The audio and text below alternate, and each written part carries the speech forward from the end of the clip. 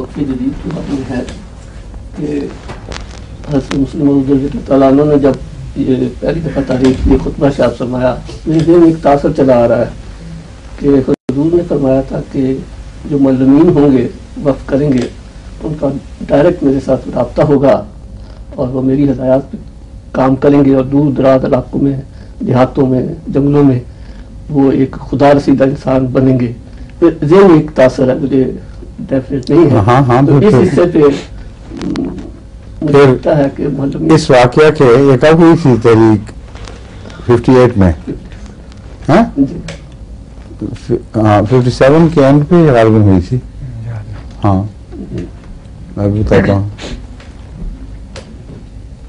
ہاں 57 کے آخر پر. اور اس کے بعد حضرت مسلم موعود کتنے زندہ رہے ہیں؟ 65 تک.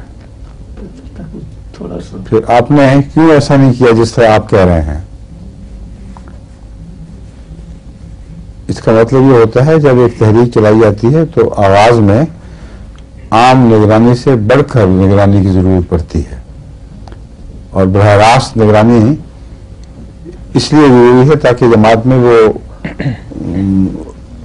تحریک اس طرح متعارف ہو جائے جس طرح خلیفہ وقت متعارف کرنا چاہتا ہے، جو اس کی اپنی خواہش، اپنی اس پہ توقعات ہیں، ان کو اپنے سامنے چلائے اور دکھا دے کہ یہ اس طرح ہونا چاہیے. حضرت مسلم موعود نے شروع میں اس حد تک تو دلچسپی لی کہ جب یہ تحریک شروع ہوئی ہے تو اس وقت باقاعدہ تفصیل سے اس کی رپورٹیں منگوایا کرتے تھے، اور بعض اوقات براہ راست معلمین کو بھی ہدایات پہنچا دیا کرتے تھے. ملنے کے لیے آئے ہیں تو ہدایت جاری فرما دی، اور معلمین نے پھر آگے بتا دیا مرکز کو کہ یہ مسلم موعود کی طرف سے ہدایت ملی ہے. تو اس سے زیادہ تو ناممکن تھا آپ کے لیے وہ بوجھ اٹھانا. اس لیے یہ خیال کر لینا کہ سارا چارج براہ راست سنبھال لیا ہو وقف جدید کا، یہ کبھی بھی نہیں ہوا.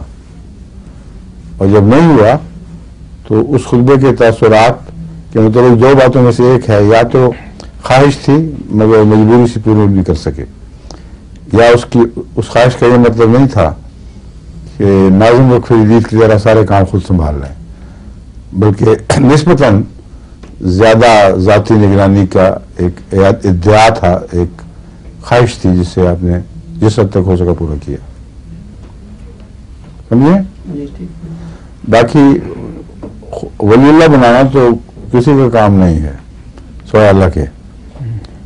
ولی اللہ بنانے کی کوشش کرنا تو جاری رہتی ہے، اور ولی خدائی بناتا ہے، آپ بنا کے نہیں پیش کر سکتے.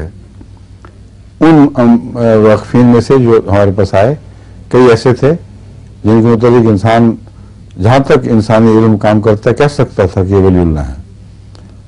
ان کا وقف ہو لینا، ان کا بے لوث میدان میں چلے جانا، ان کا دعائیں کرنا، ان کی کوششوں کو غیر معمولی پھل ان کی نیکی کی وجہ سے لگنا، اور ان دعاؤں کے پورا ہونے کا میں بھی گواہ ہوں. کس طرح خدا تعالیٰ کے فضل سے بعضوں کو کشوف ہوئے، وہ پورے ہوئے، بعضوں کو سچی رویا آتی تھیں.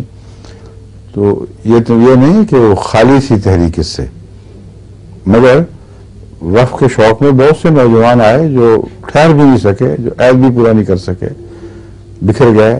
بعض بوجھ نہیں اٹھا سکے، اور بعض جیسا بھی تھا وفاداری سے آخر تک قائم رہے. تو ان کے مرتبے اللہ کے پاس ہیں، مگر جو ولی اللہ کا تصور حضرت مسلم موعود نے پیش فرمایا تھا وہ پوری طرح اس تحریک کے ہر فرد پر، ہر ممبر پر صادق نہیں آتا. میرے علم میں کبھی بھی ایسا نہیں ہوا، بلکہ کئی میں نے بے سر بیان کیا کہ نفس کے بیمار تھے جو شریر کے طور پر باہر نکالے گئے. تو اولیاء کیسے بن سکتے ہیں؟ اولیاء تو آپ بنا ہی نہیں سکتے. اولیاء اللہ بنانا اللہ کا کام ہے.